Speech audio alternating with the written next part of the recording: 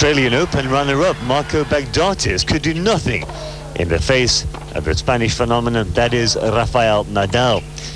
Playing at the Indian Wells quarterfinals, the Cypriot gave Nadal a decent match in the first set. It was fiercely contested, but eventually the Spanish left-hander took it 7.7 games to 5.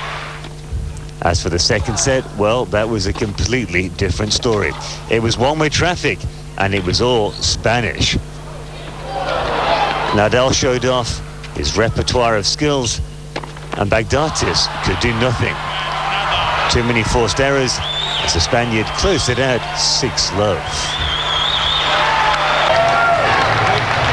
And next up to face Nadal is the American James Blake. He was up against the Russian Igor Andreev. And this was all about the American, playing in front of a partisan home crowd. The American number 12 seed signaled his intent, crushing Andreev 6-1 in the opener. The Russian 24th seed woke up, but he got more of a fight in the second set, but Blake took it 6-4. Brian Brothers coming up in just a few minutes. Elena Demencheva was in fine form in her semi-final against Justine Henin-Ardenne. Before this match, it was very hard to call.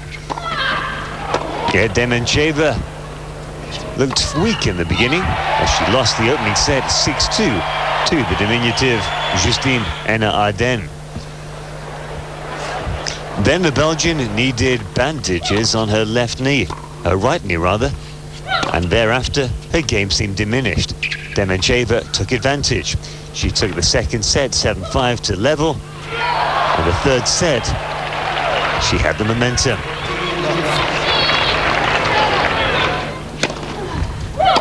Henin battled on gamely.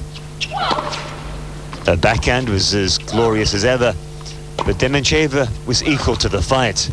She matched Henin-Ardenne stroke for stroke to win 7-5.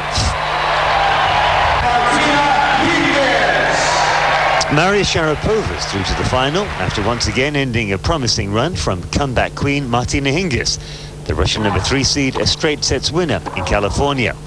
Sharapova gave an impressive performance to wear down her opponent in long rallies in a powerful and stubborn display of aggressive tennis.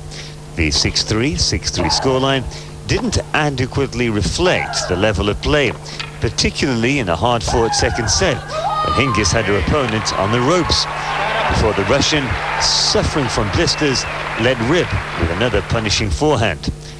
Hingis was again vulnerable on her serve. She was broken 6 times in the contest, which lasted 1 hour and 38 minutes. Sharapova looking for her first title. She wins 6-3 and 3. It definitely was. You know, I knew that it was going to be physically draining today, and you know, and it was mentally as well. Every point we were fighting for each and every point, and it came down to the last point. You know, even though I was up most of the time, I still felt like, you know, we were in a very big battle. 6-3. And she could say that again. Sharapova winning. Crowds out today and always had to keep Orlando, Florida was the setting for the Bay Hill Invitational. American Lucas Glover is the midway leader after carding a second consecutive 5-under par round of 67, moving him to 10 under. World number 1 Tiger Woods, bidding for his 5th title here, trails Glover by 7 shots after a 1-under par 71. Spain's Sergio Garcia sank the shot of the day, a 66-foot birdie at the 7th, which lowered his score to 7 under. Finishing 9. Staying stateside in the NBA, there were victories for the Toronto Raptors, the Dallas Mavericks, the Utah Jazz, and the Orlando Magic. Also winning, the Indiana Pacers, the New Jersey Knicks, Cleveland, and New York. And let's not forget the Memphis Grizzlies, the San Antonio Spurs, and the Los Angeles Clippers. In the NHL, there were away victories for Vancouver and the Anaheim Mighty Ducks against the Columbus Blue Jackets and Chicago. Meanwhile, Tampa Bay and Florida both winning at home in the sun.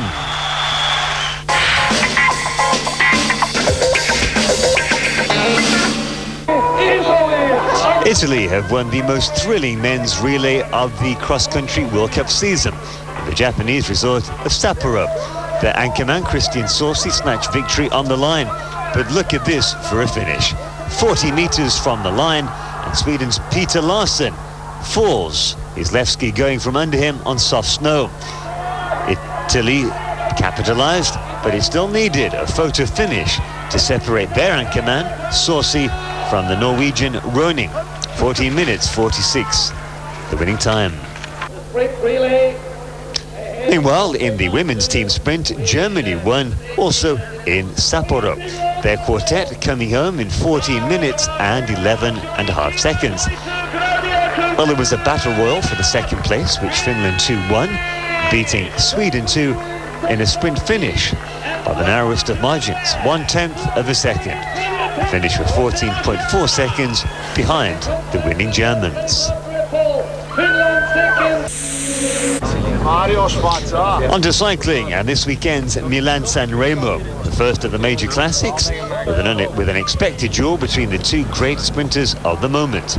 World champion Tom Boonen, who won 3 stages in the Paris-Nice, and last year's winner Alessandro Petacchi, is coming off the victory in the final stage of the Tirreno Adriatico. And this is Patrick Lefebvre, the Quick-Step general manager. He says, well, the winner's always right, isn't he? I spoke to Tom and he says he's never had such a good preparation before the race. He needs maybe 2 or 3 more recovery days than anybody else. More than anyone, though, he prepares himself mentally very well for big races, so he only needs a few days rest, really. The Tirreno Adriatico ended on Tuesday, so it should be enough.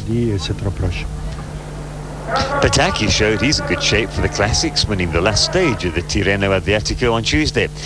He also get help from 4-time Milan-San Remo winner Eric Zabel, after the pair joined forces in the newly created Team Milram, which their director Vittorio Alieri believes will bring results. And here he is saying, we thought that Eric Zabel would ride the Paris-Nice, but he preferred racing the Tirreno Adriatico to get to know Petacchi better and to ride well. The two of them are very good, and they're clever cyclists. Zabel has tremendous experience. They'll do well together.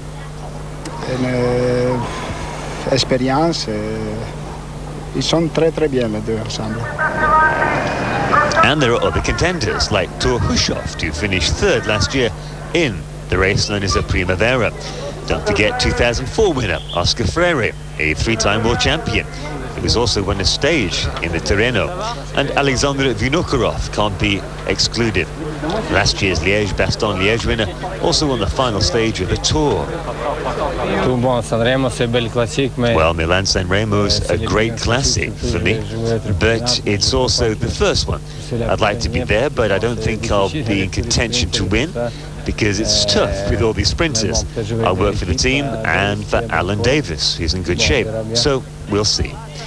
And there could be a surprise from Boonen's teammate, Paolo Bettini, who won the first 2 stages of the Tirreno.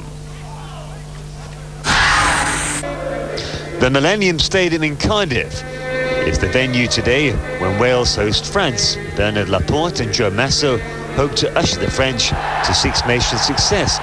The team that humiliated England last week but lost to Scotland in the opener are keen to win.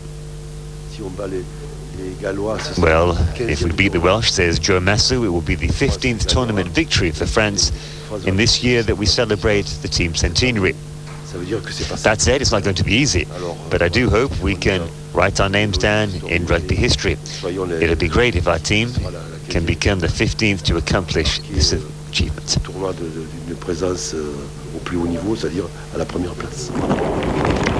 Injury-plagued Wales lost their coach Mike Ruddock during this year's campaign and seemed to have self-destructed. This is France's Yannick Nyanga saying, well, they really haven't got it together this tournament because of internal problems. They've lost their coach and Gareth Thomas was injured.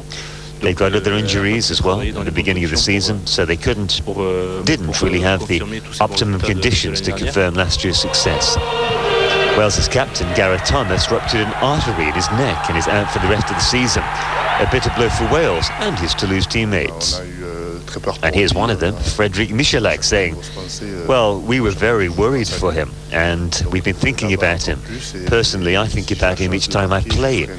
And if I score, I'm going to make a little gesture, copying something he does when he scores. Fabien Pelouse, the French captain, knows what's expected. Well, if we want to win, we must play at 100%, not 90, and be motivated for the 80 minutes. For sure, we can't make light with this Wales team. Well, France are hoping they can tame the Wales Dragons, but the home side will want to end the poor season on a high. Also playing today, the first match of the afternoon is Italy against Scotland. Then we see Wales against France, followed by England, Ireland at Twickenham. And remember, the Irish could win the tournament yet.